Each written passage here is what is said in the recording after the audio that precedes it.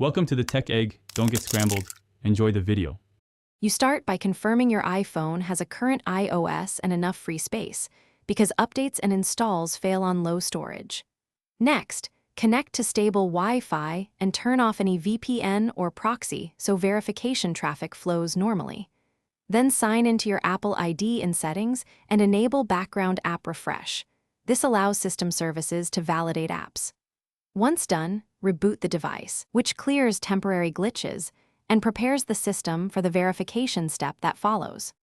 You now remove the app and reinstall from the App Store if that option exists, because store apps bypass manual trust. If the app is sideloaded or enterprise signed, go to Settings, General VPN and Device Management, find the developer profile, and explicitly trust it. This tells iOS to allow that signing identity. Make sure to reinstall any provisioning profile or certificate exactly as provided. Also disable content blockers and retry verification, since they can interrupt certificate checks while the device validates signatures.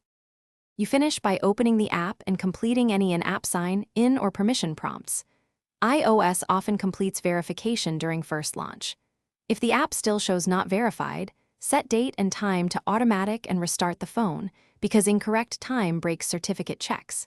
As a final troubleshooting tip, reset network settings or remove and reinstall the provisioning profile. This clears cached trust errors. If nothing works, update iOS or try signing with a different Apple ID before contacting the app. Thanks for watching. Consider subscribing if I helped unscramble your problems.